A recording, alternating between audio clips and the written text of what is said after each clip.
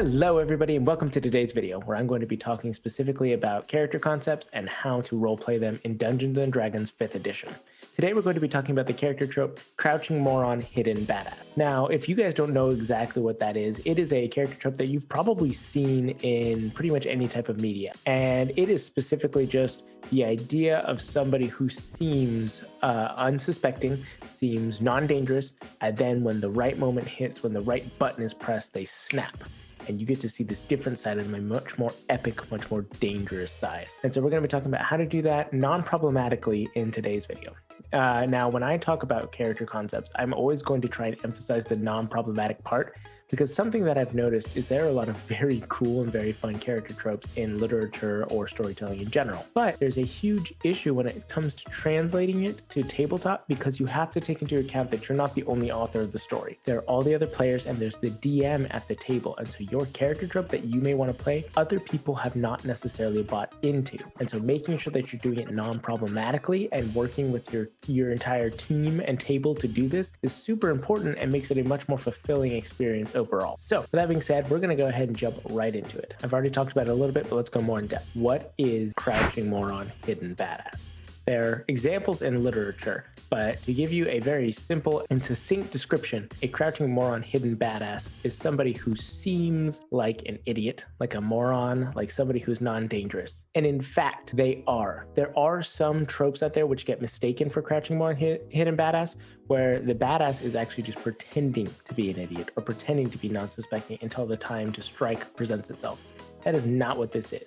A Crouching Moron, Hidden Badass is somebody who legitimately is unsuspecting, not very dangerous, until the right circumstance puts it in front of them where they choose to be or can be at that moment. Some examples that I can give you guys, and the first one I'm going to jump onto is a character who I love, I know tons of people love. It's General Iroh from Avatar: The Last Airbender.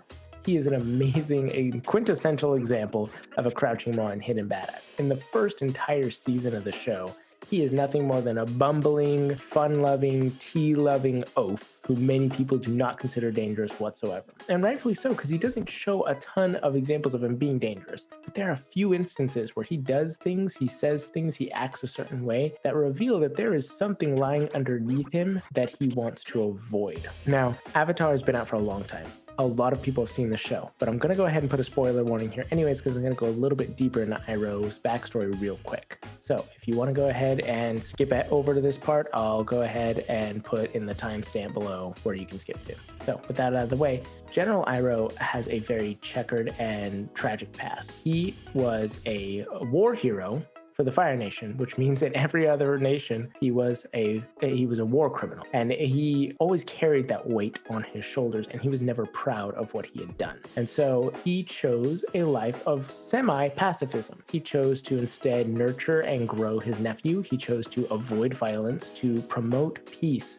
And that was a very intentional thing. The only times you ever see him act in the show and show off this badassery that he has is because he chooses to in order to change the world for the better. There has to be a specific scenario in front of him for him to choose to do so. And that's what makes him Crouching Moron, Hidden Badass. He is badass 24/7, but only when he chooses to act is that shown, because it has to be in a specific circumstance. Another example is Grunkle Stan from Gravity Falls. For the first portion of the series, he seems to be just this idiot who doesn't recognize what's going on around him. He's very shrewd and smart, but he can't see what's right in front of him and doesn't believe the two Pine twins as they try and convince him that something more is going on in the town. Once again, spoiler warning, I would just go ahead and skip to timestamp right here. I'm really making editing fun for myself in this video, ain't I? But with that out of the way, I'll go ahead and jump into it. There's a certain episode where it finally gets revealed that Stan has been aware of everything that has been going on the entire time. He knew all of the mystical and supernatural elements that were happening in the town, and he had chosen to try and ignore them and push away from them so the twins didn't get involved because it was too dangerous. This reveal comes from a group of zombies invading their house, and out of nowhere, with brass knuckles on, he comes in and punches the head off of a zombie. And that's the reveal that he knew the whole time what was going on and was trying to avoid it for the sake of the Pine twins. That is a really cool reveal and shows that he is very competent. However, immediately after this, he goes back to his greedy, money-grubbing ways, and it shows he is ignorant in other areas, but in that moment, he chose to act because he wanted to protect the twins. And then a third example, there's a lot of actually examples of crouching more on hidden badass in Dragon Ball Z. Quintessential one being Goku, but I'm going to talk about Roshi today. Master Roshi is a senile old man who is also a pervert, but he's also very capable. He's nowhere near as powerful as the other characters are later on in the series, but he's the one who trains the two. And so he trains them, and later on, you can see many instances where he just seems to be this frail old man, and he will suddenly buff out and become Buff Roshi, and he starts fighting back. And those times only come when he's backed into a corner and he has to protect his student. In fact, in the most recent series, we see it done in Dragon Ball Super, where he actually, I'm going to cut myself off there. I don't want to keep giving spoiler warnings. I want people to be able to watch through these. Watch Dragon Ball Super if you want. It is an okay anime, and I don't think that is God, what's the word? I don't think that's a controversial statement. A lot of people kind of liked it. A lot of people kind of didn't. I mean, it's divisive, but it was an okay series. You can watch it if you wish. But those are 3 examples of crouching more on hidden badass in media that you could easily see. And the important thing to note about every single one of these characters is after they are finished being a badass, they go back to being their usual selves. The ignorant, goofy persona that they have is actually who they are. It's not an act. It is the badass part that comes out that they have to force out and enact in order to be able to do what they need to accomplish because it's important to them, but it's not how they necessarily prefer to be. And that's a common theme between a lot of these character tropes is they are incompetent in certain areas. Iroh is goofy. He's lovable. He wants to push peace even to the point where sometimes he should fight back. Grunkle Stan is ignorant and stupid until he needs to act, and he becomes very smart when he needs to be, but he doesn't like to think about those things. Or Roshi. Roshi's a pervert. He wants to be a pervert. And then sometimes he has to beat people up. There's more nuance to his character than that, but that's a decent summation of it. But when the right button is pressed, when Iroh has to act in order to maintain peace, when Grunkle Stan has to protect the twins, when Roshi has to protect his students, their incompetency becomes irrelevant, and they allow themselves or are able to unlock their latent potential. And that is the lynch hold of what makes a crouching moron hidden badass. So now that we know what this trope is, how do we play one in D&D? It's oftentimes very difficult to translate these things into the mechanics that D&D 5th edition has. But with just a little bit of tweaking and some knowledge in mind, here's how you can roleplay this without being problematic at your table. The first thing I would do is find out what kind of hidden badass you want to play. In order to do that, you have to determine what sort of crouching moron they are. What makes them so unsuspecting in a battle? Are they senile? Are they retired? Are they pacifistic, refusing to fight? Are they unconfident in their abilities and don't know what they can actually achieve? Or are they ignorant of their own abilities and have no clue what lies underneath and believe themselves to be genuinely powerless, which is different than being unconfident. Unconfident means you're not confident in what you can do. Ignorant means you have no idea that you could do anything in the first place. And the second thing you're going to need to do is to keep your badassery under wraps. And in D&D 5th edition, this is hard to do. The design of the game is built around you using your abilities. That's the entire point. If you have an ability and you're not using it, you are inherently nerfing yourself. And that's okay for this kind of character. But you do need to make sure that you communicate with your table and make sure that they're okay that you're not going all out. And if you're not going to communicate with your table, if you're wanting to keep this totally under wraps, you do need to communicate with your DM on it. They are going to be designing combat encounters where they are expecting all of you to have all of your abilities. If you do not communicate that you're going to be nerfing yourself, they're going to overtune things and you may die, or even worse, another character might die because you aren't using your abilities. And that is terrible. So make sure you're communicating this with at least your DM and make sure that you're both on the same page about this. And the other thing to keep in mind is you're going to be just as powerful as the other players. Unfortunately, in D&D, you can't really have this one secret ability that makes you more powerful than everybody else. That's not really how it works. The game is designed to have everybody on an equal playing field power level-wise. And if you're choosing to not use an ability, which is how you play this character, you're going to be less powerful than them, at least for the time being. And so you're going to want to keep that in mind and try and work with that. And then the other part of this, and I've been kind of hinting at it, but you're going to want to choose certain mechanics your character's not going to use until their moment where they reveal how capable they're of. And there's a lot of different examples of things you could do with this. Just off the top of my head, you could play a paladin, don't smite. You can still be pretty effective as just a fighter while being the paladin, pretending to be a fighter. And then when the time comes to reveal your true latent potential, unleash that highest level smite. I guarantee you that will shock everybody in the story, because imagine if you just saw somebody just fighting, doing their usual thing, pretty competent with the sword, and then suddenly they ignite this holy light and blow an enemy up. That's a great example. Another thing you could do is play a sorcerer, but don't use your meta magics, or don't. That would be a great way of revealing your true power that you haven't until this point. Or you could play a warlock and simply just don't use your spells. Warlocks have Eldritch Blast. You can trick that out with your invocations. Use Eldritch Blast. Go ahead and act like a fighter. And then you can use your spells when you get serious or when that moment arises to truly unveil your potential and unleash your most powerful spell, because warlocks already cast at the highest level possible. And you could even do this with some martial classes. For example, fighter. You could go ahead and just not use your action surge until the time comes for you to reveal yourself and truly smite down your foes, not with little radiance, but now just crushing them with your overwhelming force. Now, this doesn't work for every martial class. Imagine if you weren't using your sneak attack for rogue, your class is built around using sneak attack. But for some of these things, you can kind of get away with it. But in order for all of this to work, you need to make sure to do one thing in particular, and hear me out when I say this. You have to make yourself competent enough to be useful. If you're going to be nerfing yourself at the table, you need to be bringing something else for your character so that you are useful to the party.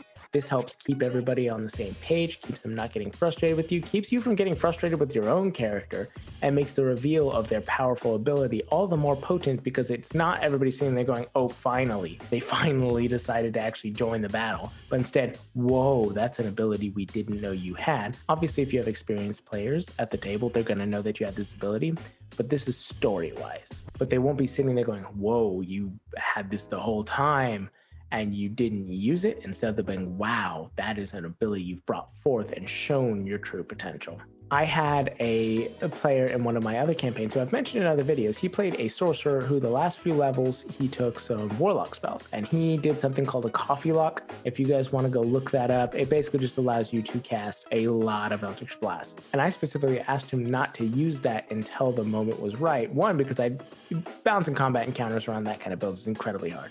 But two, it allowed in the final battle for him to unleash his full potential, and everybody saw everything that he could do, and it was a very cool moment. So, to recap, if you want to keep your badassery under wrap, choose certain mechanics that you could use to reach your full potential, and don't use them until the moment is right. Wait for that time to reveal what your character is truly capable of. Find something else to be competent in, so you could still assist your party. And on the competence thing, I would recommend not necessarily finding something in combat you can do. You can use cantrips, you can use basic attacks, don't use your full abilities, that's fine. You can really get away with that pretty easily. But I would try to find something roleplay-wise that your character brings to the table. Something that your character brings to the other members of the party that will be really useful. Think about all the characters I mentioned earlier as my examples for Crouching Moron Hidden Badass. General Iroh. He does not fight for the majority of the first part of the series. He is very competent, but he doesn't tend to fight. That being said, he is a mentor, a guide, and a leader for Zuko. Zuko needs him. And once he talks with other members of the gang, as they're called, he helps them with his wisdom, not necessarily his fighting. He rarely ever does actual fighting, but his wisdom and his guidance and his perseverance is what ends up helping them. Find a way for your character to bring something to the party outside of just mechanics. I cannot suggest that enough. And this really only works for heavy roleplay groups, I will admit. But if you are in a heavy roleplay group and you're wanting to play this kind of character, find some way for your character to mean something to the party outside of mechanics. That will do a ton to help. Grunkle Stan means a lot to the Pine Twins because he represented cunning and resolve, and he was the adult figure who was there to help them through things. And Master Roshi was a teacher to some of the most powerful beings in the universe, but he taught them what they knew. Even when they far surpassed him, his teachings were still there and important. So find something that your character can bring outside of mechanics. And now we'll move into the last section, which is asking certain questions to help develop this character to be the best one that they can be. And these are questions that I would ask myself if I was trying to play this character archetype. Question number 1, why is your character not using your full potential? I did touch on this earlier, but it is kind of the quintessential aspect of why you are Crouching Moron Hidden Badass. Do you not know about your abilities? Do you not want to use your abilities? Do you refuse to?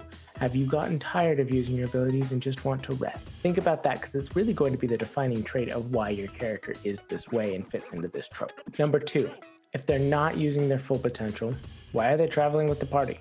I mean, really, they're going into these dangerous situations of going adventuring, but they're refusing to use their full potential?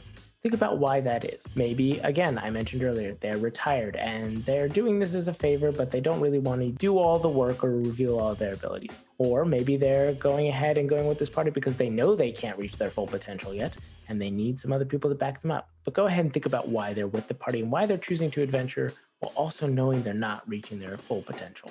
Number 3, what would they do if they had to fully embrace what they were capable of? I can't answer this question. Obviously, this is purely based on your character, but I would think about it because if I was playing a character who was for some reason not doing everything they could do, I know for a fact that I would want to know what the character would do if they reached their full potential. Would it consume them? Would they become consumed by rage? Would they allow it to take them to a dark place? Would they become fearful? Would they become joyous because they finally managed to achieve what they wanted to? I would consider that, and I think it can add a lot into where you want the character to go. Number 4, does your character need to learn a lesson, or have they done so already? This one is important because you can really tie it to some cool moments as you work with your DM. If your character needs to learn a lesson, tie learning that lesson into when they can access their full abilities. Maybe you've talked to your DM and said, I don't want to have access to this feature at all until you tell me I can, until my character's learned a lesson or he has the chance to. Maybe your lesson is you have to trust your other party members, and there's a situation where the only way to get out is to reveal this ability to them. But ask yourself what lesson they need to learn, or have they already learned their lesson? I gotta keep going back to Iroh. Guys, he's a great character in fiction, but he had already learned his lesson, and now he wanted to impart that wisdom onto the world. That's also a great way of creating a character. And lastly, what button needs to be pressed for them to let it all out? What is the situation that will cause them to reach their full potential, to reveal the hidden badass? Is it going to be seeing their party members down or in danger, knowing that they have to act or terrible things will happen? Is it them feeling helpless, and when a certain NPC pushes them too far, makes them feel too weak, they just snap? Or is it simply just the fact that they don't want to reveal it until they trust the party? Consider all those facts and ask yourself what button needs to be pressed and communicate it with your DM so that you guys can work together to create some awesome narrative moments that everybody will remember for the future. Well, that's really all I have today. So I hope you all enjoyed it. I hope you all get to go out, enjoy the world. Don't let it get you down. Always make the world a better place. And don't forget to play your role. Thank you. Have a wonderful day.